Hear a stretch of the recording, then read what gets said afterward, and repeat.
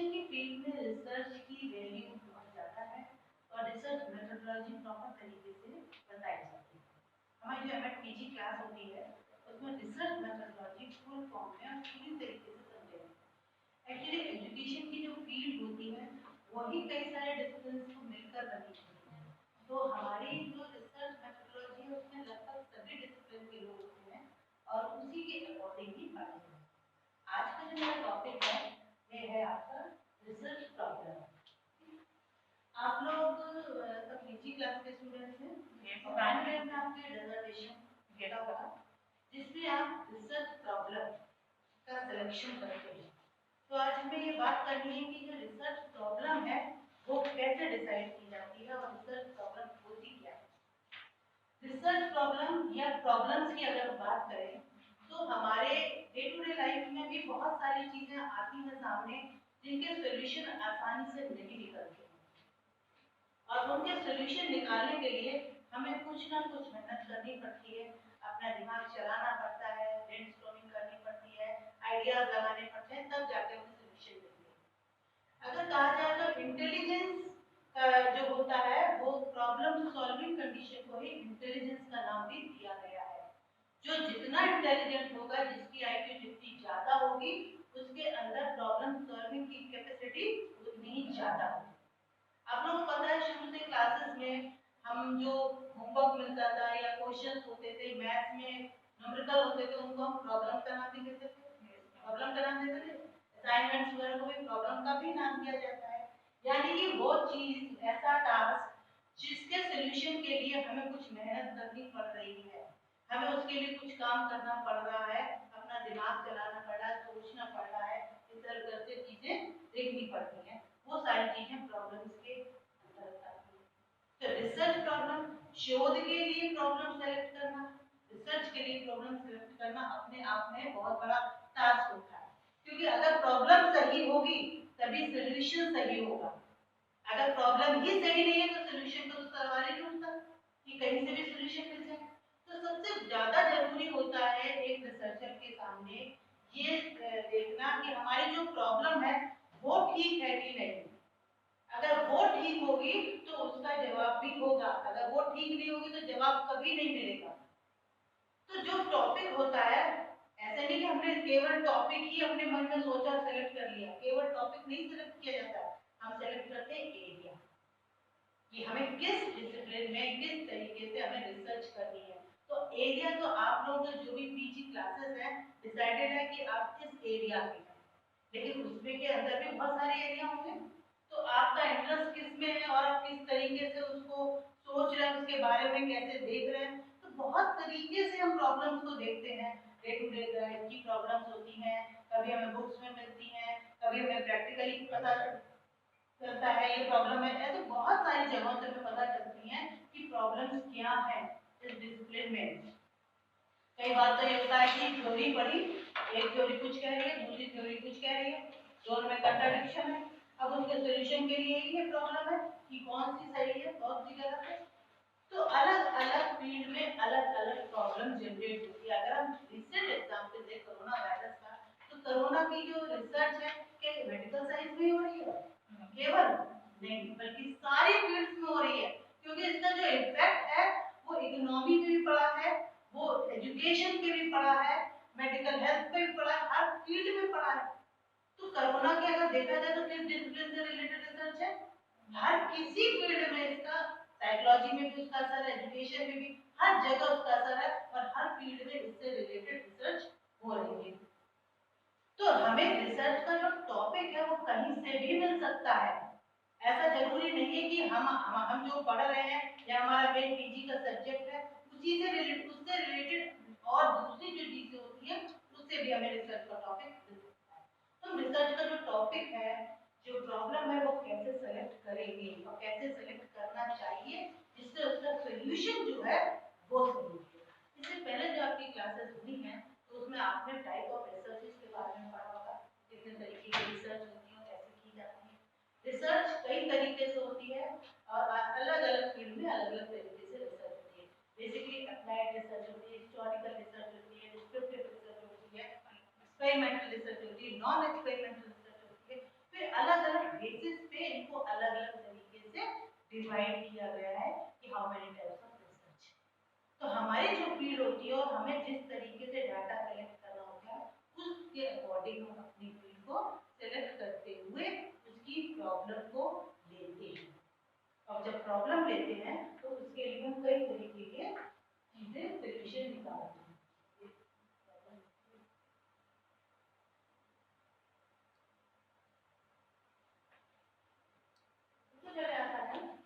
Research problem is a question that a researcher wants to answer or a problem that a researcher wants to solve. ये अपने आप में एक question है कि क्या होना चाहिए, कैसे होना चाहिए, कैसे होगा। तो जो रिसर्च प्रॉब्लम ही अपने आप में इंटरोगेटिव टाइप से होता है, क्वेश्चन मार्क की तरह होता है। क्या ऐसा हो सकता है? क्या कोरोना वायरस का असर एजुकेशन पे पड़ा? क्या कोरोना वायरस का असर फाइनेंसेस पे पड़ा? क्या कोरोना वायरस का असर एंजाइटी पे पड़ा, फ्रस्ट्रेशन पे पड़ा? इन सब चीजों पर तो ये क्वेश्चन फॉर्म में ही होता है जो कि इसका आंसर निकालने की कोशिश रिसर्चर करता है। उसके बाद आता है research problem is an issue or concern that an investigator, researcher present and justify in a research study.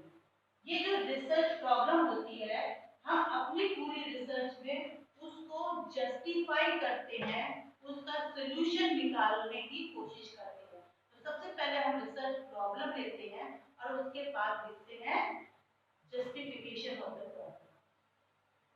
ठीक है, जस्टिफिकेशन ऑफ द प्रॉब्लम उस बेस पे करते हैं जब हमें पता चलता है कि इससे रिलेटेड और कितना काम हुआ है। तो उससे पहले हम करते हैं review of the study. Review of the study topic हो गया आपका? हाँ यस। तो रिव्यू ऑफ द स्टडी आपको जैसा पता है, रिव्यू ऑफ द स्टडी में हम बहुत सारे जर्नल्स, बहुत सारी जगहों से ये पता करने की कोशिश करते हैं कि इस बारे में कितनी रिसर्च हुई है। कोरोना की बात करें, अगर मैं एंजाइटी फ्रस्ट्रेशन या एजुकेशन के ऊपर रिसर्च करनी है तो हम सबसे पहले देखेंगे इसमें किस किस चीज में रिसर्च हो चुकी है। अगर हो चुकी है तो बार-बार करने का कोई सेंस नहीं है। ठीक है, अगर नहीं हुई है तो हमारा जो भी काम होगा नया होगा। रिसर्च का मतलब ये न्यू वर्क। ठीक है, रिसर्च का मतलब जब न्यू वर्क है तो हम पहले ये देख लेते हैं जो रिसर्च हो चुकी है उसके अलावा हम इसमें क्या कर सकते हैं। तो कोरोना का अगर कोरोना एग्जांपल इसलिए लेके चल रहे हैं, ये मल्टीडिसिप्लिनरी रिसर्च एरिया है और इसका असर हर चीज पे। ऐसे बहुत कम एरिया होते हैं जिनका असर लगभग सब चीजों पे इंटर रिलेटेड होती है बहुत सारी चीजें, लेकिन ये एक ऐसा सब्जेक्ट निकल के आया है जिसका असर सारी फील्ड्स पे बिल्कुल बराबर से पड़ा है।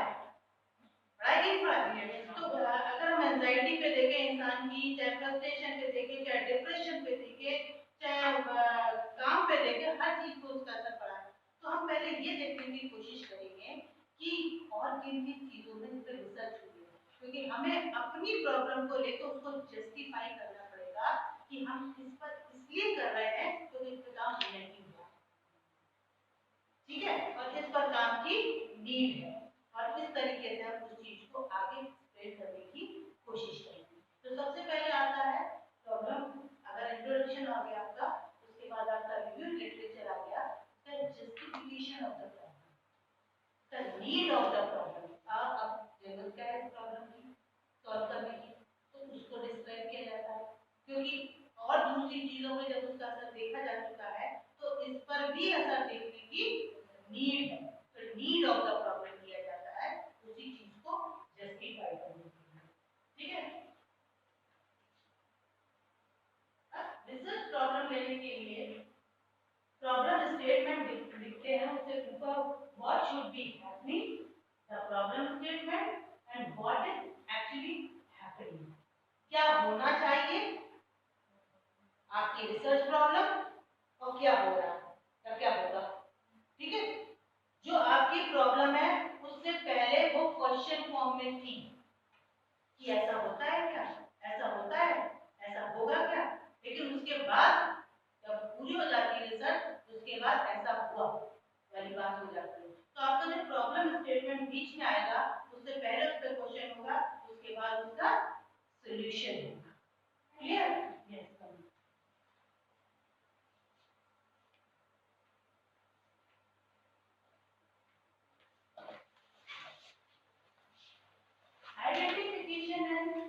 formulation of a research problem is the first step of the research process. Identification, अपनी रिसर्च प्रॉब्लम को पहचानना, और हम बात इसी पे कर रहे हैं कि रिसर्च प्रॉब्लम को कैसे पहचाने आप। बातें तो बहुत प्रॉब्लम तो बहुत सारी होती हैं, लेकिन सारी प्रॉब्लम पे क्या रिसर्च की जाती है? कैसी प्रॉब्लम पे रिसर्च की जाती है? सोशल प्रॉब्लम, आप अगर उससे रिलेटेड हो तो सोशल प्रॉब्लम पे, और कैसी प्रॉब्लम पे रिसर्च की जाती है? करंट प्रॉब्लम्स पे और क्राइसिस, इकोनॉमिक क्राइसिस जो जिस फील्ड का होगा देखो उसके अकॉर्डिंग बता रहा है, सोशल या करंट प्रॉब्लम या इकोनॉमिक क्राइसिस। हम उस हमारे सामने हमारा सब्जेक्ट है और उससे रिलेटेड बहुत सारी बातें हैं, क्या किसी भी चीज को आइडेंटिफाई कर लेते हैं कि इस पर रिसर्च करनी चाहिए? नो। कैसे आइडेंटिफाई करते हैं कि इस पर रिसर्च करनी चाहिए? ये एक ऐसा टॉपिक है जिसको मन है, जो कि ह्यूमन वेलफेयर के लिए ज्यादा इंपॉर्टेंट हो उस चीज पे। Welfare is a very important thing for society, but interest is more important.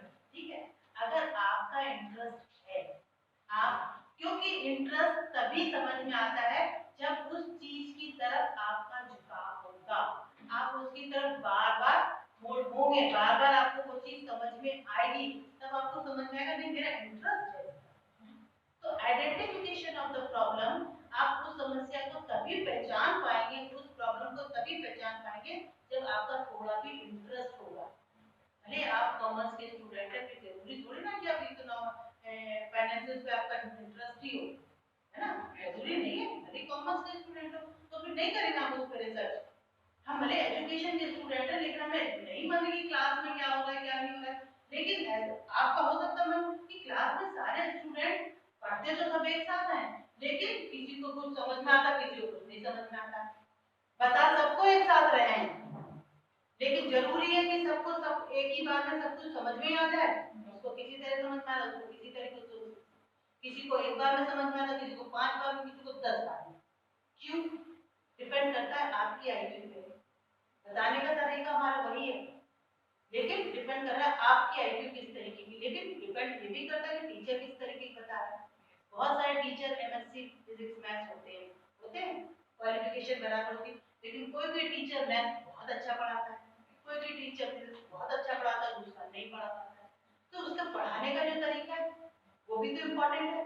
तो ये अलग अलग चीजें हो गई जिस पर आप रिसर्च कर सकते हैं, लेकिन आपको वही चीज समझ में आएगी जो आपके इंटरेस्ट की होगी, तभी आप उस प्रॉब्लम को पहचान पाएंगे। It is the most challenging and difficult phase of the research process. सबसे चैलेंजिंग इसलिए है क्योंकि अगर आपका स्टेटमेंट ऑफ द प्रॉब्लम ठीक होगा तभी सॉल्यूशन निकलने की पूरी पॉसिबिलिटी होगी, अदरवाइज नहीं होगी। तो सबसे ज्यादा जब दिमाग लगाया जाता है तो इसी बात पे लगाया जाता है कि हम कौन सी रिसर्च प्रॉब्लम, कौन सा टॉपिक, कौन सी स्टेटमेंट क्या कहाँ से सेलेक्ट कर ले जो अलग भी हो, नया भी हो, सोशल वेलफेयर का भी हो, हमसे रिलेटेड भी हो, ऐसा हो।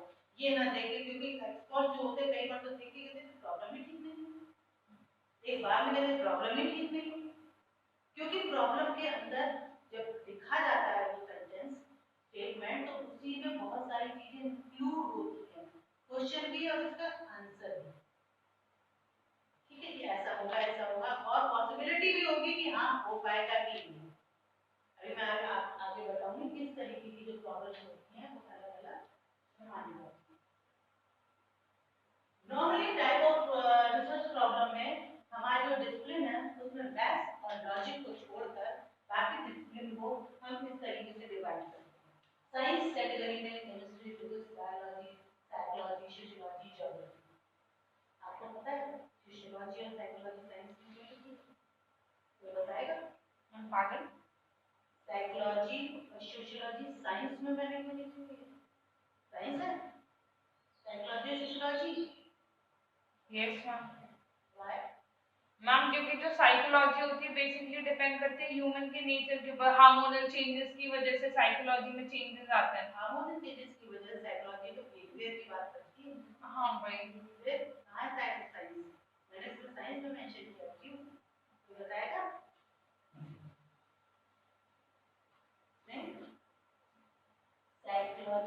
sociology basically is a science. Logos means science. Psyche, psychology का verb meaning psyche plus logos. Psyche plus logos और logos का means होता है science. ठीक है? Geography, sociology ये science है but ये pure science नहीं है. Science इसलिए है ये भी आपको क्लियर कर दूं.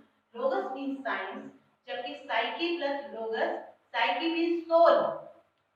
सोल मीन्स आत्मा और आत्मा जो चीज दिखाई नहीं देती है और उस पर हम साइंस अप्लाई कर रहे थे तो ये थ्योरी उस समय डिस्कार्ड कर दी गई कि आत्मा जैसी चीज पे साइंस अप्लाई नहीं होती क्योंकि साइंस वही है जो systematic organise step by step जिसको एक्सपेरिमेंट हो सके जो दिखाई दे जो चीज समझ में आए मतलब छू सके देख सके जान सके आत्मा जैसी चीज किसी ने देखी सुनी जानी नहीं जानी तो ये साइंस कैसे हुआ ये थ्योरी उस समय डिस्कार्ड कर दी उसके बाद इसके कई स्टेप्स हुए अगर आप इंटरेस्टेड हो तो बताऊं इसके कई स्टेप हुए कि सोल के बाद आया मन या माइंड जैसी मन जैसी मनोविज्ञान जैसे हिंदी में कहते हैं तो मन जैसी चीज भी शरीर के किसी भी पार्ट में नहीं रहती है तो मन पे कैसे लॉस अप्लाई होगा साइंस अप्लाई होगा बात हुई तो ये हुआ कि जब मन शरीर के किसी पार्ट में होता कभी-कभी हम चीजें इलॉजिकल करते हैं मन है इसलिए कर रहे हैं है ना कभी-कभी दिमाग लगाते मन था इसलिए कर लिया तो मन दिल में है कि दिमाग में यही क्लियर नहीं है फिर भी साइंस अप्लाई ये थ्योरी भी डिस्कस हो गई इसके बाद आया कॉन्शियसनेस या चेतना कॉन्शियसनेस जिसकी वजह से हम सब जिंदा हैं देख रहे हैं काम कर रहे हैं सब कुछ कर रहे हैं लेकिन कॉन्शियस चीज है क्या वो किस पार्ट में रहती है ये भी क्लियर नहीं था ये थ्योरी भी डिस्कस हो गई तो उसके बाद आया बिहेवियर हाँ ये इस पर बात बनी क्योंकि बिहेवियर जो होता है आउटपुट होता है हमारे अंदर जो एक्टिविटी है और हम व्यवहार जो कर रहे हैं वो दिखाई देता है अगर हमने आपको डाटा जोड़ दे गुस्सा हुआ तो मेरे फेस एक्सप्रेशन कैसे होंगे अगर मैं हंस रही हूं तो मेरे एक्सप्रेशन होंगे जो आपको दिखाई देंगे मैं अच्छे काम कर रही हूं किसी की हेल्प कर रही हूं सब कुछ दिखाई देगा जो कि हमारा बिहेवियर का पार्ट है इस बिहेवियर को हम नाप सकते हैं स्केल कर सकते हैं तो जो चीज स्केल की जा सकती है वो चीज साइंस होती है बिहेवियर को चूंकि हम नाप सकते हैं इसको नापने के बहुत सारे टूल्स होते हैं तो साइंस वही है जो स्केलेबल है जो स्केलेबिलिटी है इसमें जिसको नापा जा सकता है तो हम ह्यूमन बिहेवियर की चाहे वो पर्सनैलिटी हो चाहे वो इंटेलिजेंस हो वो चाहे इंटरेस्ट हो चाहे उसका मोटिवेशन हो चाहे उसका एप्टीट्यूड हो एटीट्यूड हो उन सबको स्केल कर सकते हैं इसलिए इसको साइंस माना गया ऐसे ही सोशियोलॉजी ऐसे ही ज्योग्राफी है मतलब जिन चीजों को भी नाम हो सकती है उसका डाटा कलेक्ट हो सकता है वो सब चीजें साइंस में आती है इसलिए हमें उसको साइंस डिसिप्लिन में रखा केमिस्ट्री फिजिक्स बायोलॉजी जानते हैं साइंस है तो टाइप ऑफ रिसर्च में हमने तीन तरीके की रिसर्च प्रॉब्लम्स होती है अलग-अलग डिसिप्लिन की साइंस की होती है आर्ट में लिटरेचर म्यूजिक लैंग्वेज और थर्ड नंबर पे आता है फिलॉसफी जिसमें रिलीजन भी आता है अब इनको किस तरीके से हम डिवीजन करते हैं ये समझिए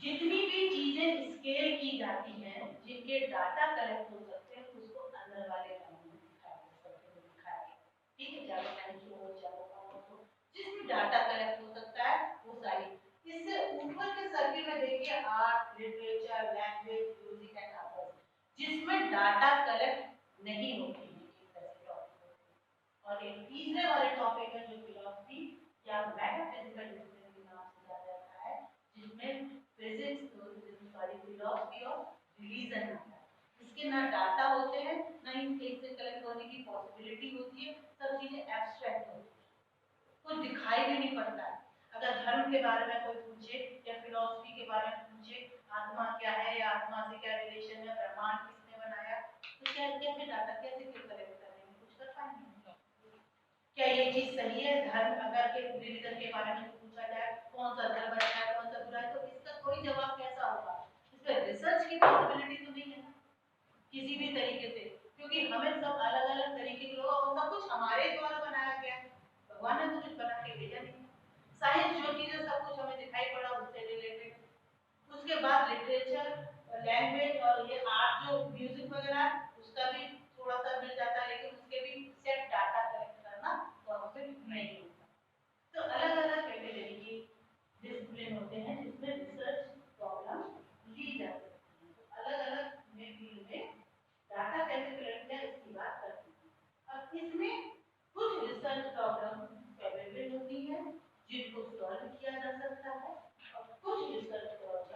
अनसॉल्वेबल प्रॉब्लम होती है जिनको सॉल्व नहीं किया जा सकता।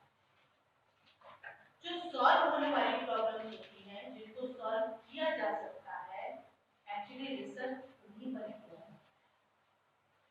ठीक है, तो रिसर्च प्रॉब्लम लेने से पहले, अपना स्टेटमेंट देने से पहले इस बात का बड़ा ध्यान रखना चाहिए कि हम जो रिसर्च प्रॉब्लम ले रहे हैं तो सॉल्व होने वाली है कि नहीं है। ठीक है, कोरोना की अगर बात करें, अगर इसका इफेक्ट देखने वाली बात करें कि इसका इफेक्ट देखें अभी, तो इससे पहले तो हमने कभी डाटा कलेक्ट किए नहीं थे। अब कोरोना का टाइम हो गया, पूरा 1 ईयर हो गया, इसके बाद हम करेंगे तो हमें कैसे रिजल्ट मिल पाएंगे। तो हमें जब इफेक्ट हो चुका उसका मिलेगा, लेकिन उससे पहले क्या था वो तो मिल नहीं रहा। तो किसी भी तरीके से उसके इफेक्टिवनेस पर, प्रभाव पर, इफेक्ट पर एक्सपेरिमेंटल टाइप की रिसर्च नहीं हो सकती। एक्सपेरिमेंट होता है अगर करना चाहे।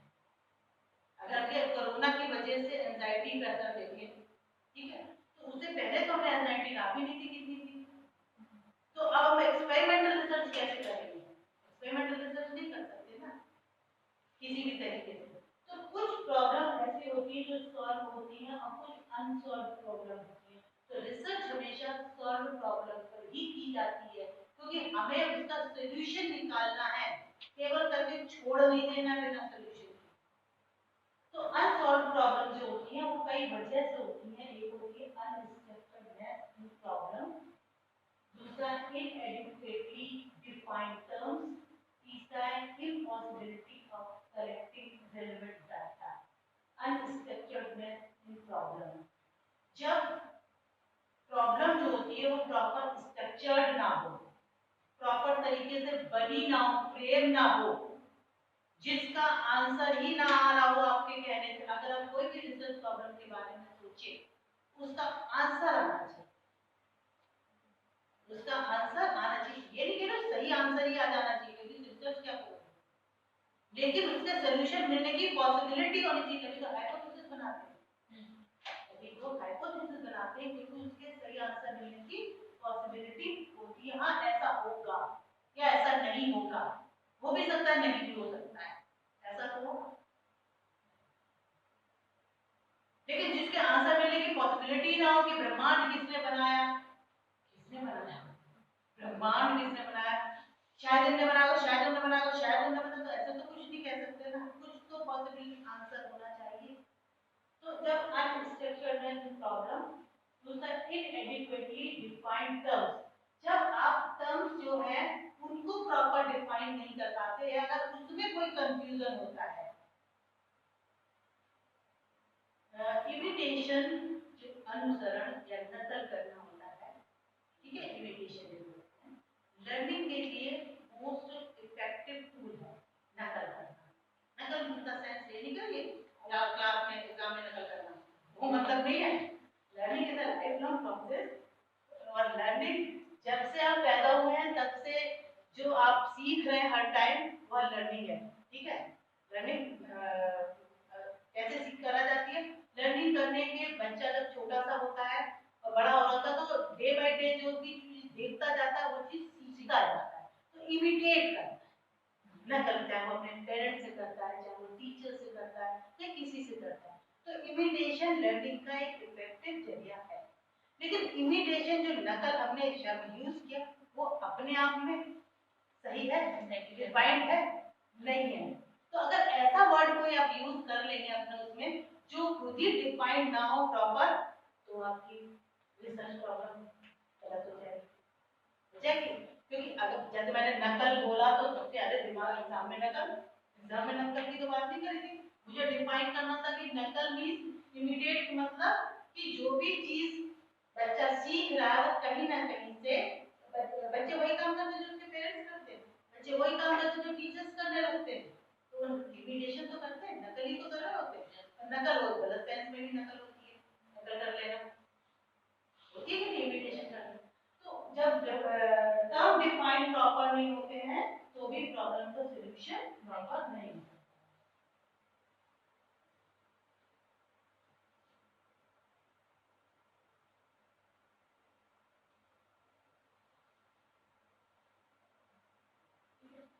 Impossibility of collecting relevant data, जब एक इम्पॉसिबिलिटी हो कि हम इससे रिलेटेड डाटा कलेक्ट नहीं कर सकते हैं, तो भी आपका जो आंसर है या सोल्यूशन है वो नहीं मिल सकता। जैसे हम एक रिसर्च कर रहे हैं, एक बिल्कुल मेंटल रिटार्टेड बच्चे पे रिसर्च कर रहे हैं और जानना चाह रहे हैं कि बोल नहीं पाता, बता नहीं पाता, कुछ नहीं करता, कि उस पर किसी चीज का इफेक्ट क्या होता है। अब कैसे डाटा कलेक्ट कर लोगे जब वो बोल, आपने लिया क्या है, एक डेफिनेट बच्चा लिया है, एक मेंटल रिटार्टेड बच्चा लिया और आप चाह रहे हो कि आंसर करें। जब आपने लिया ही गलत है तो डाटा कैसे मिल जाएगा? कैसे पॉसिबिलिटी कि आपको डाटा मिल जाए? ठीक है, जो बिल्कुल अगर आपके एरिया में देखा जाए जिसमें पॉसिबिलिटी ना हो डाटा कलेक्ट करने की, कहीं दूर जगह से डाटा कलेक्ट करना है या ऐसी जगह से डाटा कलेक्ट करना है जहाँ से हो ही नहीं सकता है, और उस पर रिसर्च के लिए आप सोच लें कि इस पर रिसर्च करें, तो कैसे करेंगे जब डाटा कलेक्ट होने की पॉसिबिलिटी ही ना हो? ठीक है, तो एक possibility of collecting relevant data, कई बार होता है कि हम रेलेवेंट डाटा नहीं कलेक्ट करते। सोशियोलॉजी में हमने ऐसी चीज तय करी कि हम पता करेंगे कि बहुत इंटीरियर में जो गांव है वहाँ के लोग किस तरीके का व्यवहार करते हैं, वहाँ कैसा लोग अपना खाना पीना कर रहे हैं, कुछ भी कर रहे हैं, तो वहाँ जाना, उनकी लैंग्वेज में उनसे बात करना, फिर उस डाटा को कलेक्ट कर उस जानकारी को लाना पॉसिबिलिटी होती है? नहीं होती है। तो जब ऐसी चीजों कुछ कर लो तो नेचुरल सी बात है आपको उसका सोल्यूशन नहीं मिलने वाला है। कई बार होता है कि हम रिसर्च करने की तो बहुत बड़े की सोचे, लेकिन रिसर्च में ऐसी तो नहीं करती, समय भी खर्च होता है, पैसा भी खर्च होता है, एनर्जी भी खर्च होती है, ठीक है, हर चीज खर्च होती है। और आप कर लें पूरी दुनिया को लेके, आपने जगह जगह जा जाकर अवेलेबल डाटा इकट्ठा कर सकते हैं, या आपने ऐसी सैम्पलिंग करी जो जरूरी नहीं है यहाँ आसपास मिल जाए, वो कहीं और मिल रही है, वहां जाके डाटा कलेक्ट करेंगे आप? नहीं कर पाएंगे। तो जो उसका सोल्यूशन नहीं है तो वो चीजें अनसॉल्व रह जाती है। उसके बाद हम बात करेंगे selective research problem. Selection of a research problem depends on several factors such as researcher's knowledge, skill, interest, expertise, motivation, and creativity in respect to the research achievement. ये पर मैंने आप लोगों को पहले बताया था, रिसर्च प्रॉब्लम जो सेलेक्ट करते हैं तो रिसर्चर की डिग्री अपनी नॉलेज पे, देखिए हम लोग जितनी भी बातें कर रहे हैं, जितनी बातें बता रहे हैं, इससे पहले इन्फॉर्मेशन है, हम सिर्फ आपको इन्फॉर्मेशन दे रहे हैं, नॉलेज नहीं दे रहे हैं, ज्ञान नहीं बता रहे हैं। नॉलेज वो तब बनेगा जब ये इन्फॉर्मेशन आपके अंदर जाएगी, प्रोसेसिंग होगी और आप अप्लाई करने लायक बन सकते हैं उस इन्फॉर्मेशन, तब वो बनेगी नॉलेज। और जब उस नॉलेज को आप पूरी अपने विवेक से कि कहाँ जरूरत है कहाँ नहीं जरूरत है यूज कर पाते हैं, तब वो बनता है विजडम। तब विजडम, नॉलेज से भी ऊपर की चीज होती है विजडम। ठीक है, बहुत सारे लोग बहुत दिमाग वाले होते हैं, बहुत इंटेलिजेंट होते हैं, सब बातें होती हैं, लेकिन कभी कभी मालूम पड़ा किसी भी बेवजह सी बात पे गुस्सा कर गया बहुत बुरी तरीके से, तो क्या नहीं बहुत इंटेलिजेंट है, बहुत अच्छी बात है, कहा जाएगा नहीं नहीं बहुत ज्यादा वो तो मतलब विजडम वाली विवेक वाली बात तो उन्होंने नहीं करी ना, जिसे हिंदी में विवेक कहते हैं, विवेक वाली बात तो नहीं थी ना कि उन्होंने इतनी छोटी सी बात पे इतना गुस्सा करने की बात तो नहीं थी ना। तो जब हम नॉलेज को कहाँ रिक्वायरमेंट है कहाँ नहीं है उसके अकॉर्डिंग यूज करते हैं, तब विजडम बनता है। ये सारी चीजें सिर्फ हमारा बताना, किताबों से पढ़ना और किसी से पढ़ना सब कुछ नॉलेज, सॉरी इंफॉर्मेशन मिल रही है, साइंस में इसकी, आर्ट्स की और ज्योग्राफी की, कॉमर्स की, सबकी इंफॉर्मेशन मिल रही है। साइंस में बचपन से पढ़ाया जा रहा है कि कौन सी लाइट कैसी होती है, कौन सी डायरेक्ट लाइट और लाइट में करंट होता है, सब कुछ पढ़ाया जा रहा है, सब इंफॉर्मेशन तुम्हारे दिमाग में, फिर भी जबरदस्ती उंगली डाले दे रहे हो कुछ में, तो नॉलेज हुई वो बेवकूफी हुई, क्योंकि आप उसको अप्लाई नहीं कर पाए ना। रोज आप चीजों को समझ रहे हैं, बताया जा रहा है, फिर भी उसको अप्लाई करने लायक नहीं बने, तो वो नॉलेज बनी ही नहीं आपकी। तो नॉलेज इंपॉर्टेंट है, इंफॉर्मेशन हमने दे दी, लेकिन उसकी प्रोसेसिंग जब आपके दिमाग में होगी और तब आप उस पर सोचने लायक बनेंगे, तब प्रोसेस होगा कि हाँ ऐसा ऐसा पॉसिबल है, ऐसा ऐसा कर सकते हैं। अब तो नॉलेज इंपॉर्टेंट है, रिसर्च प्रॉब्लम को सेलेक्ट करेंगे। स्किल्स, स्किल मींस किसी भी काम को करने का तरीका, सही तरीका, सही तरीका, सही तरीके से काम करने को स्किल कहते हैं। काम तो बहुत तरीके से होते हैं, है ना, और हर काम को कई सही से करने के लिए स्किल की आवश्यकता पड़ती है। अगर टीचिंग को देखा जाए तो teaching is an art, teaching को आर्ट कहा गया, और हर आर्ट के लिए जरूरी है स्किल, कौशल की आवश्यकता है। और कैसे इसको सही तरीके से, मतलब अगर छोटी सी कील ठोकने की भी बात की जाए, दीवार में कील ठोकनी है तो अगर धीरे धीरे टुक टुक टुक टुक करते रहो तो करते ही रहोगे, कील ठुकेगी। जोर जोर से 2-3 हाथ जोड़ना, कील टेढ़ी हो जाएगी, ठुकेगी नहीं। उसको सही तरीका है कि पहले धीरे धीरे और फिर जोर जोर से, पहले धीरे धीरे मारो फिर जोर जोर से, तो कील ठुकेगी। तो एक छोटी सी चीज को भी करने का एक सही तरीका है। पढ़ाने के भी बहुत सारे तरीके होते हैं, सही तरीके से कहना। जैसे मैंने आपको पहले एग्जांपल दिया ना कि एक टीचर है, मैथ में एमएससी, फिजिक्स में एमएससी, सब लोग होते हैं, लेकिन कोई कोई बहुत अच्छा पढ़ाता है और कोई कोई नहीं पढ़ाता। तो जरूरी होता है वहाँ पे स्किल की, क्योंकि वो स्किल है और वो पढ़ाने का तरीका जानता है, इसलिए उसकी टीचिंग इफेक्टिव है। और दूसरे के पास इंफॉर्मेशन है लेकिन वो बताने का तरीका उसको बताने की स्किल नहीं है कि कैसे बताया जाए। तो स्किल इंपॉर्टेंट है, जिसमें ये आता है कि आप इस काम को कर पाएंगे कि नहीं। तो रिसर्च प्रॉब्लम सेलेक्ट होने के लिए जरूरी है आप में उस तरीके की स्किल हो, आप में उसको सही तरीके से काम करने का तरीका हो। Interest, expertise, motivation, creativity.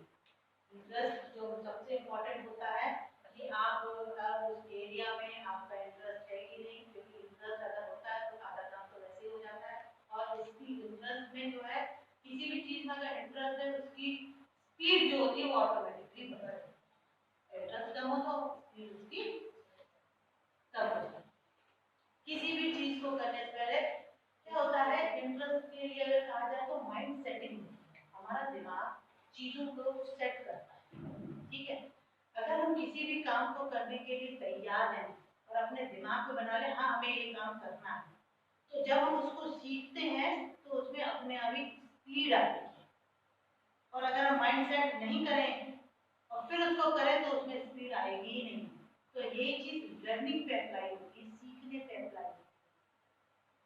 किसी भी काम को करने से पहले देख लीजिए, अगर आपने मान लिया नहीं हम गाड़ी चला नहीं सकते, हम गाड़ी नहीं चला सकते, तो आप सच में गाड़ी नहीं चला पाएंगे क्या? हाँ हम तो चला लेते, हाँ आराम से चला सकते, हम चलाएंगे, और हम नहीं चला सकते गाड़ी।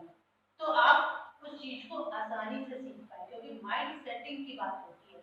अगर आप दिमाग में अपने सेट करें हाँ हमें जगह एडजस्ट करना है, हमें एडजस्ट करना है, तो आप एडजस्ट कर पाएंगे। और दिमाग में बैठा लेकिन नहीं हमें एडजस्ट ही नहीं करना है, चाहे कुछ हो जाए हमें एडजस्ट करना ही नहीं है, तो आप एडजस्ट नहीं करेंगे। तो जैसा दिमाग सेट करते हैं ना अपने आप को, जैसा अपने दिमाग में चीजों को बैठाते हैं उसके अकॉर्डिंग ही हम काम को करते हैं। ठीक, तो इंटरेस्ट की बात यह है कि अगर आप जितना स्पीड इंटरेस्ट होगा उतनी आपकी स्पीड तेज होगी।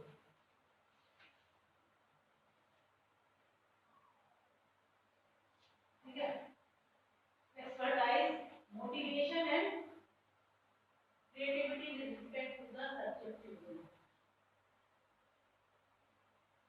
Creativity नई काम करने की गलत, आपको पता है क्रिएटिविटी और इंटेलिजेंस में बड़ा फर्क होता है।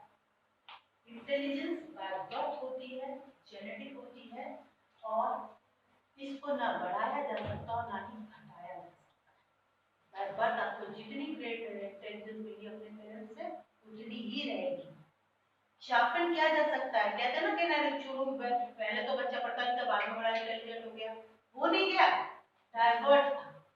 अब उसने एनर्जी को चैनलाइज कर दिया तो होशियार हो गया, था उतना इंटेलिजेंट। शैतानी में भी इंटेलिजेंस थी, पर इंटेलिजेंस का एजुकेशन से कोई रिलेशन नहीं है। बिना पढ़े लिखे लोग भी बहुत इंटेलिजेंट होते हैं। इंटेलिजेंस अलग है और एजुकेशन अलग है। इफेक्ट पड़ता है कि इंटेलिजेंस है तो आप पढ़ाई अच्छी कर पा रहे हैं, लेकिन बिना बिल्कुल नहीं पढ़े हैं और इंटेलिजेंस ही अलग चीज है, हर फील्ड में दिखती है, प्रॉब्लम सॉल्विंग में और क्रिएटिविटी अलग चीज। इंटेलिजेंस को बढ़ाया नहीं जा सकता, लेकिन क्रिएटिविटी को बढ़ाया जा सकता है। क्रिएटिविटी डिपेंड करती है आपके एटमॉस्फेयर पर। क्रिएटिविटी डिपेंड करती है आपने शुरू से ब्रॉन एंड ब्रॉट अप किस तरीके से हुआ, आपने किस चीजों को देखा, किस चीजों से समझा, उस पर डिपेंड करती है।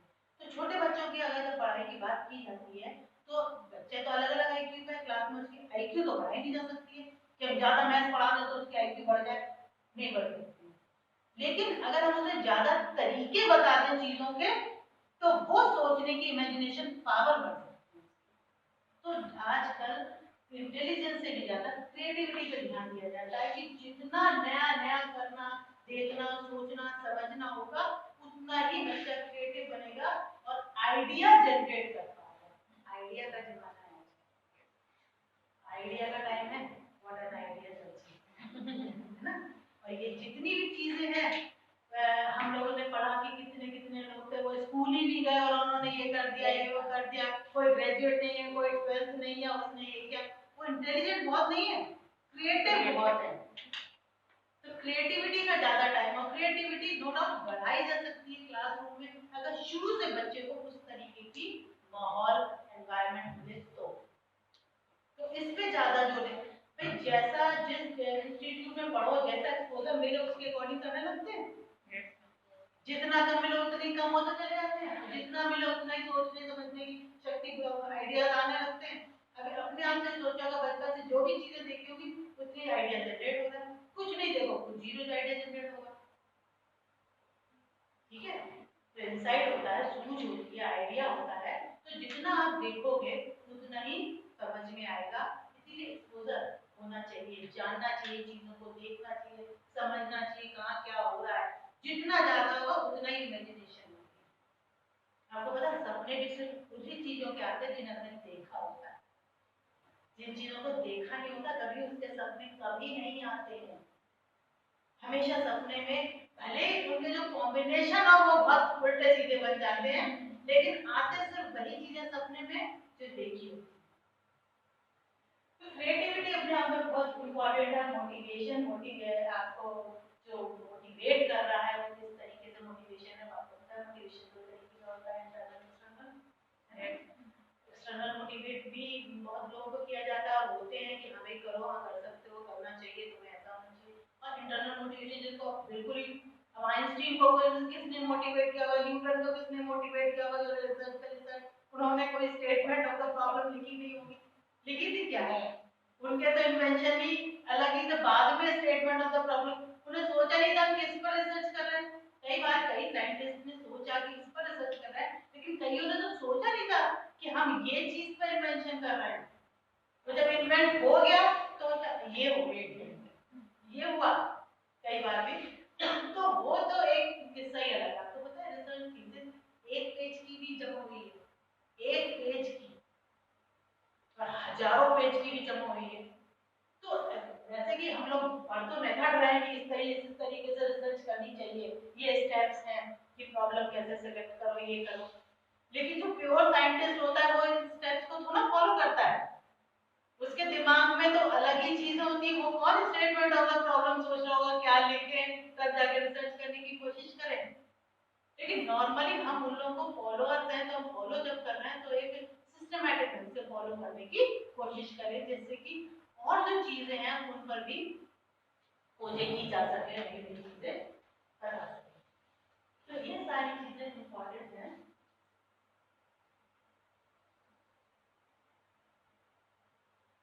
समझ में आ रहा है आप लोगों को? Yes ma'am. A good research study needs a lot of time for selection of research from a niche average research is a movement of identifying, selecting and formatting a good research problem. ठीक है? A good research study needs a lot of time selection of research problem.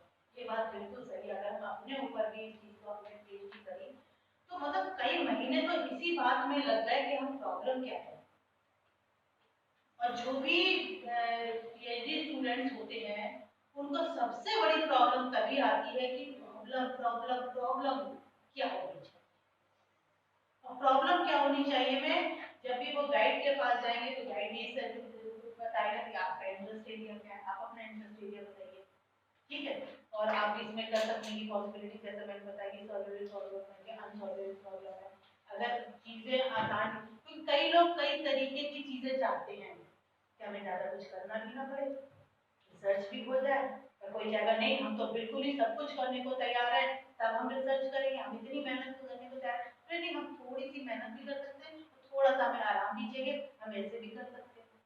लेकिन ये बात fact है कि अगर अच्छा statement आपका होगा तो उसके लिए आपको टाइम देना पड़ेगा, क्योंकि उस स्टेटमेंट को आपको हर जगह से वेरीफाई करना पड़ेगा, और आपको देखना पड़ेगा कि इसमें रिसर्च की पॉसिबिलिटी है या नहीं है, तभी आप कर सकते हो। टाइम देने वाली अच्छी identifying criteria formatting a good research problem, good research problem लेके आपको बहुत सारी चीजों को देखना है। डेफिनेशन की बात करें, research problem is interpretive sentence or statement that ask what relation exists between two or more variables. Variables पढ़े आपने? Yes, ma'am. क्या होते हैं variables?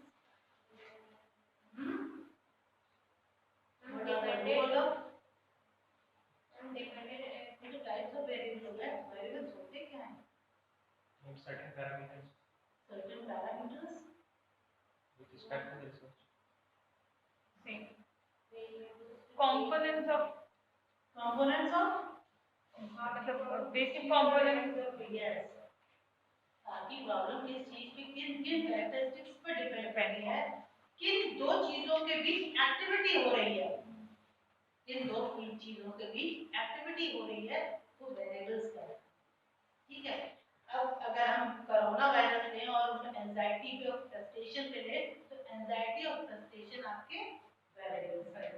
अगर हम क्लासरूम अचीवमेंट इंटेलिजेंस पे लें तो क्लासरूम अचीवमेंट इंटेलिजेंस आपके वेरिएबल्स हैं। तो ये एक प्रॉब्लम जो होता है इंट्रोगेटिव सेंटेंस है जो कि दो वेरिएबल्स के बीच में रिलेशन बताता है। कोरोना वायरस का मार्केट पे असर क्या है, कोरोना वायरस का हेल्थ पे असर क्या है, इफेक्ट क्या है, कोरोना वायरस का और सोशल एक्टिविटी पे क्या इफेक्ट है, ये सारे क्या हो गए वेरिएबल है, क्योंकि इनके बीच में हम रिलेशन देख रहे हैं, आपस में क्या रिलेशन, ठीक है।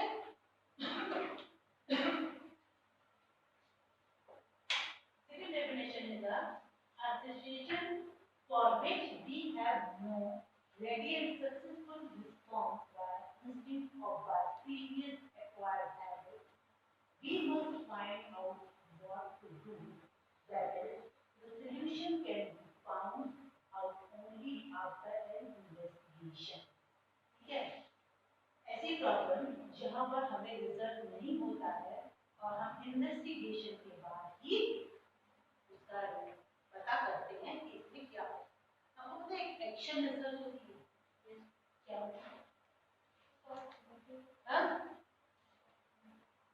शायद इमीडिएट प्रॉब्लम को सॉल्व करने के लिए, हाँ, इमीडिएट प्रॉब्लम को सॉल्व करने के लिए होती है। बाकी रिसर्चेस में आपने प्रॉब्लम बता दी क्या है, इफेक्ट क्या है, जैसे कि अगर कोरोना वायरस का इफेक्ट मार्केट पे देखा तो ये इफेक्ट है, बता दिए। केवल ये हो गया आपकी research, descriptive type of research हो गई, एक्सपेरिमेंटल रिसर्च हो गई, आपने बता दिया क्या इफेक्ट है। आपने अगर देखा कि इस वायरस के स्ट्रेन चेंज हो रहा है तो इसका क्या इफेक्ट पड़ रहा है हेल्थ पर, वो हो गया। लेकिन एक्शन रिसर्च जो होती है वो सॉल्यूशन निकालने के लिए होती है, रेमेडी के लिए होती है। जैसे डॉक्टर जब किसी चीज को फाइंड आउट करता है तो ऐसा तो ना इसको ये प्रॉब्लम है बता दिया होगा रिसर्च, इसे ठीक कैसे होगी ये भी तो बताता है। सर्जरी से ठीक होगा, मेडिसिन से ठीक होगा या और किसी तरीके से ठीक होगा, ये भी बताता है। तो जो एक्शन रिसर्च है वो रेमेडी भी बताती है। नॉर्मली एक्शन रिसर्च एजुकेशन पर ही की जाती है कि जो प्रॉब्लम है अब उसका सॉल्यूशन कैसे होगा। हम नॉर्मल रिसर्च में उसका सॉल्यूशंस नहीं लिखते हैं, केवल पता कर लेते हैं हाँ ऐसा है, मार्केट में कोरोना का असर देखना है या हेल्थ पे असर देखना है तो हम पूरा डिटेल दे देंगे, ये असर है। ये नहीं बताएंगे ये ठीक कैसे होगा, ये नहीं बताने की जरूरत होती नहीं है। जो उसका एंड रिजल्ट होता है आपका यही जानना तो है कि इसका असर क्या है, इफेक्ट क्या है, इफेक्ट बता दिया हमने पूरी वजह करके कि ये इसका असर है। लेकिन इसका ये ठीक कैसा होगा, इसका क्या सॉल्यूशन है, वो हम एक्शन में करते हैं।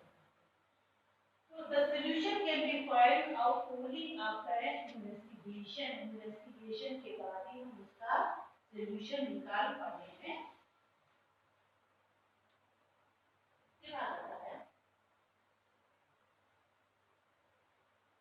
In other words, a research problem is an area of concern where there is a gap in the knowledge base needed for professional practices. Research problem हमारी जो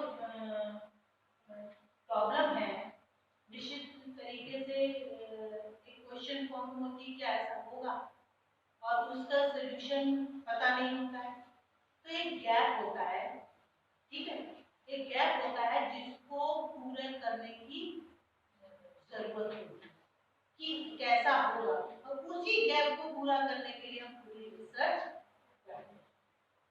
तो स्टेटमेंट जो होता है उसमें उस गैप का पता होना चाहिए।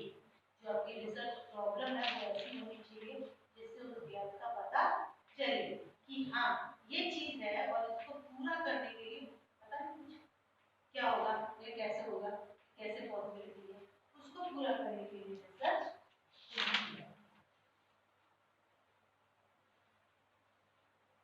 Research is systematic collection and arrangement of data information in science.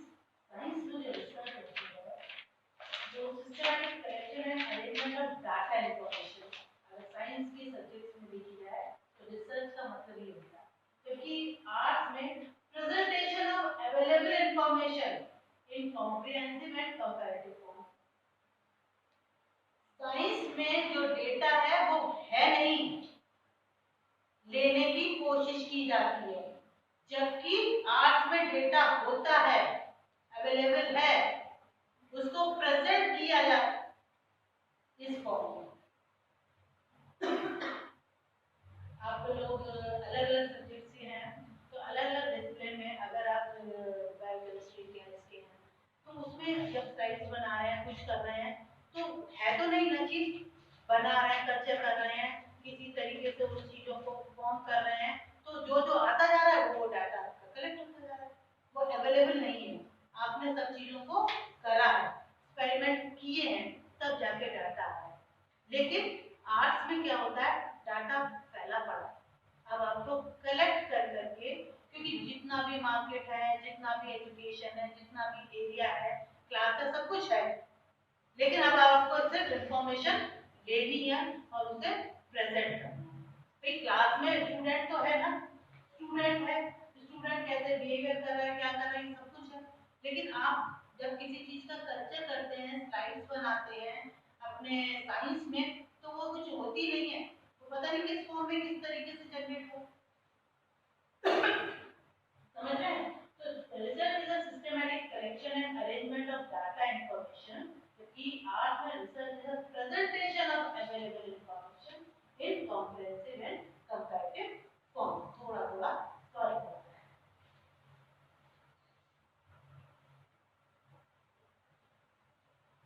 A research problem and problem statement are frequently used as synonyms. कहीं research problem, कहीं problem statement हो जाता है। जो ऊपर टॉपिक लिखा जाता है, चाहे वो आपका PhD वर्क हो, चाहे डिसर्टेशन वर्क हो, तो उसे रिसर्च प्रॉब्लम कहते हैं, लेकिन अंदर जाके उसको लिखते हैं स्टेटमेंट ऑफ प्रॉब्लम, ये हमारे प्रॉब्लम का स्टेटमेंट है, और तब जाके इसके एक एक वर्ड को डिफाइन किया जाता है। अगर आपको डिफाइन किया जाए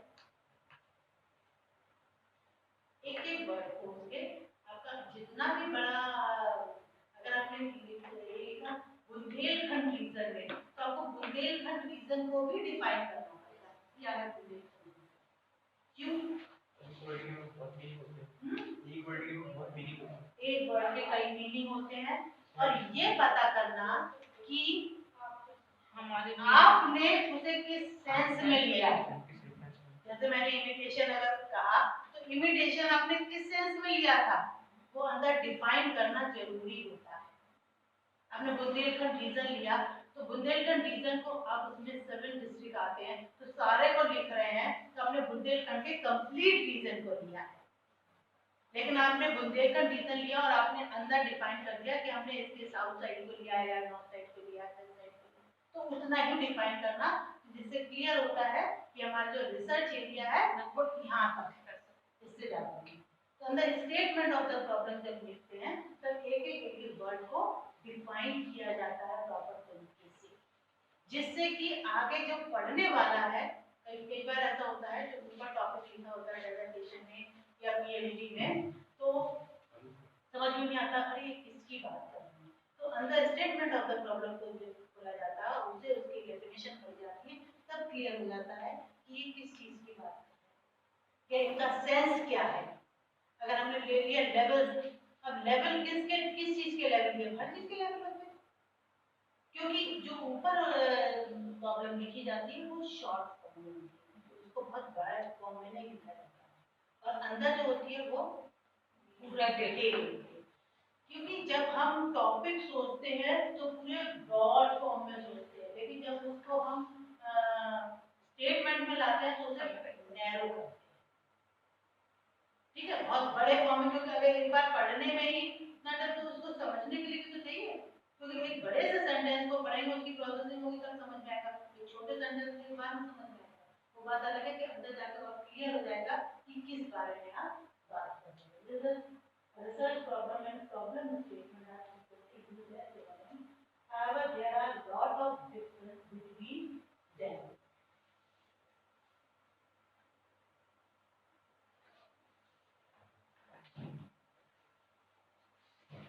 Research question: purpose, theory, method, sampling story. जो research questions होते हैं, जो मैंने आपको बताया ना कि जो आपकी statement of the problem है, वो question form में होती है। क्वेश्चन फॉर्म में होती है, क्या ऐसा होगा, कैसा होना चाहिए, इसका क्या असर है, क्यों असर है, इस तरीके से होती है। तो उसमें इससे रिलेटेड चाहे पर्पस हो, चाहे थ्योरी हो, चाहे मेथड हो, चाहे सैंपलिंग स्ट्रेटजी हो, इससे रिलेटेड ही क्वेश्चन, क्योंकि रिसर्च क्वेश्चन के नाम से जाना। इसके बाद आता है component of a research problem. Research problem में कौन कौन से कंपोनेंट शामिल होते हैं, जिसमें कुछ 7 कंपोनेंट्स हैं।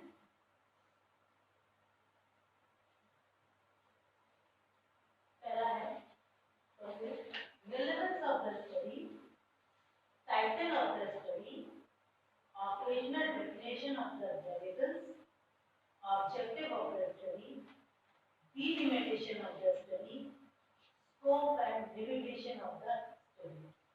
आपकी जितनी रिसर्च प्रॉब्लम है उसमें ये रिलेटेड कंपोनेंट्स हैं।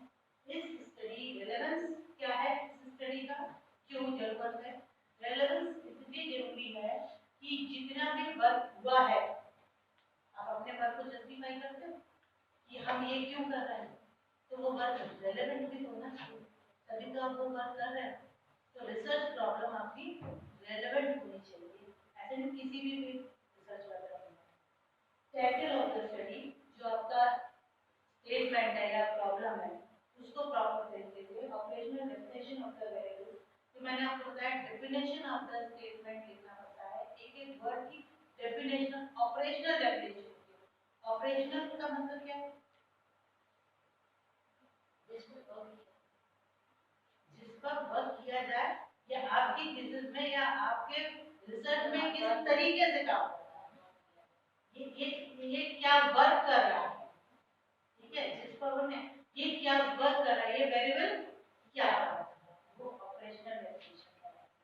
ठीक, इसका objective of the study, objective जिस एम को लेके आप रिसर्च, देखिए किसी भी रिसर्च के बहुत सारे ऑब्जेक्टिव्स हो सकते हैं। अगर हम सिर्फ करोना को लें तो बहुत सारे ऑब्जेक्टिव्स हो सकते हैं, लेकिन क्या आप उन सबको जस्टिफाई कर पाएंगे, उन सब पे काम कर पाएंगे? तो आपको एक अपना एरिया सेलेक्ट करना पड़ता है और उसके अकॉर्डिंग ही आपको अपना एम सेलेक्ट करना है कि हम जो ले रहे हैं हमारे ये मेन एम है और वही एम एंड तक फुलफिल होने चाहिए। पता है? तो जब एम लिए जाते हैं, अगर आपने 6, 7, 8, 10, 12 जितने भी एम ले लिए, जितने भी ऑब्जेक्टिव्स आपने ले लिए, उसको एक एक को लेकर ही एंड तक जस्टिफाई करना पड़ता है, उन एक एक पर ही काम करना कि ये किस तरीके से फुलफिल होगा, दूसरा वाला किस तरीके से फिल होगा, तीसरा वाला किस तरीके से फुलफिल होगा। एक एक एम को जब तक आप प्रॉपर तरीके से इन्वेस्टिगेट नहीं करेंगे तब तक आपकी रिसर्च अधूरी इनकम्प्लीट है। तो रिसर्च वर्क में आप जितने सिलेक्टेड अपने ऑब्जेक्टिव्स रखेंगे उतना ही प्रॉपर तरीके से काम होगा। अगर हमने सोचा है कि हम क्लास में अचीवमेंट देख रहे हैं और उस पर इंटेलिजेंस का क्या है, तो उसमें हम और बहुत दूसरी चीजें नहीं शामिल करें तो ज्यादा अच्छा है, क्योंकि हम जितनी ज्यादा चीजें शामिल करेंगे हमें उनका भी इफेक्ट देखना पड़ेगा। अब हम कोरोना पे देख रहे हैं कि मार्केट पे क्या असर पड़ रहा है, ठीक है? तो मार्केट तो बहुत बड़ा मार्केट है, बहुत बड़ा मार्केट है, तो कहीं ना कहीं तो सेलेक्ट करना पड़ेगा कि हम किस चीज पे देख रहे हैं मेन, कि हम पेट्रोल पे देख रहे हैं, कि हम कपड़े पे देख रहे हैं, कि हम शेयर्स पे देख रहे हैं, किसी एक पर्टिकुलर चीज पे देख रहे हैं। नहीं तो अगर हमने केवल एक चीज देखी कि मार्केट पे तो बहुत ज्यादा मार्केट को किस किस चीजों को शामिल करेंगे, तो हम उन चीजों को अपने ऑब्जेक्टिव में मेंशन करते हैं कि हम किस चीज पे कर रहे हैं, और यही ऑब्जेक्टिव हमें अपने टॉपिक में भी देखना चाहिए। आप जितना बड़ा स्टेटमेंट लेते हैं वो सारी चीजें आपके स्टेटमेंट में शामिल होनी चाहिए। जितने आप ऑब्जेक्टिव ले रहे हैं कि हम ये करना है, जितने वेरिएबल ले रहे हैं, ठीक है, भले ही आप स्टेटमेंट में लिख रहे हैं कि हम अचीवमेंट और इंटेलिजेंस पे लिख रहे हैं, ठीक, वो आपके स्टेटमेंट में आ रहे हैं, लेकिन जब ऑब्जेक्टिव पे आप आते हैं तब उनको थोड़ा सा डिफाइन कर सकते हैं। लेकिन अचीवमेंट और इंटेलिजेंस आपका स्टेटमेंट में ही शामिल है, तो आपका जो ऑब्जेक्टिव होता है वो स्टेटमेंट से ही क्लियर होना चाहिए कि आप क्या ऑब्जेक्टिव आप लेकर चलेंगे। समझ में आया कि जो भी आपका एम है वो आपके प्रॉब्लम स्टेटमेंट से क्लियर होना चाहिए कि आपका एम क्या है इस रिसर्च वर्क को करने के लिए। भले ही आप जब आप अंदर ऑब्जेक्टिव को डिफाइन करेंगी तो उसे थोड़ा और ज्यादा डिफाइन कर सकते हैं।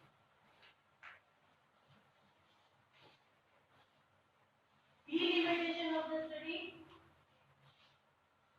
डिलिमिट करना, जैसे मैंने आपको बताया कि चीज को एरिया तो बहुत बड़े होते हैं, लेकिन हमें खुद डिफाइन करना पड़ता है कि हम सिर्फ यहीं तक इस चीज को डिफाइन। हमने बुंदेलखंड रीजन कर लिया, लेकिन हमें बुंदेलखंड रीजन में सब पूरा पॉसिबल नहीं है कि हम पूरे 7 डिस्ट्रिक्ट कवर करें, तो अगर हम डिलिमिटेशन में लिखेंगे बुंदेलखंड रीजन में इन दो डिस्ट्रिक्ट को, झांसी को या ललितपुर को शामिल करना, और हर चीज में हमें डिलिमिट करना चाहिए जिससे कि एक क्लियर हो कि ये डिलिमिटेशन टाइटल में भी दिखता है, ये डिलिमिटेशन टाइटल में भी मेंशन कर दिया जाता है कभी-कभी कि हम इस एरिया में इस तरीके से हम सेकेंडरी लेवल पे काम कर रहे हैं, प्राइमरी लेवल पे काम कर रहे हैं या इस चीज पे काम करते हैं, वो डिलिमिटेशन करते हैं। Scope and delimitation of the study. Scope मतलब होता है एरिया, ठीक है, स्कोप मींस एरिया कि कितना ज्यादा एरिया में ये चीज कवर हो रही है। फिर आता है identification of research problem. Identification of the research problem is the first step. Generally a broad area is selected and then it is delimited or narrowed down to a specific one sentence statement of the problem। पहले हम बड़े area को पहचानने का काम करते हैं, बड़ा एरिया सेलेक्ट करते हैं और उसमें से फिर हम छोटी चीज को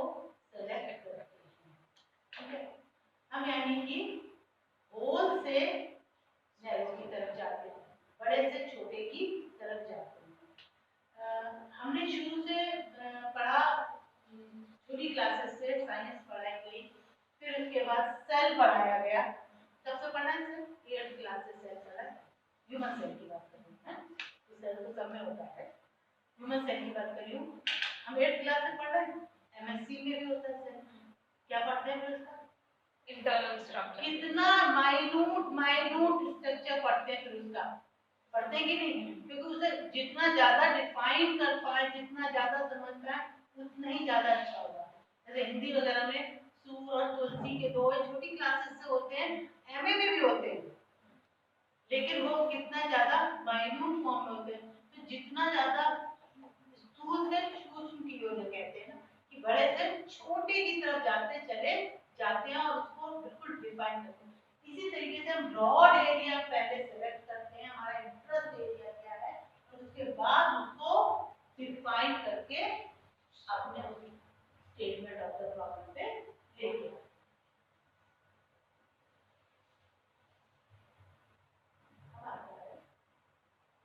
sources of research problem.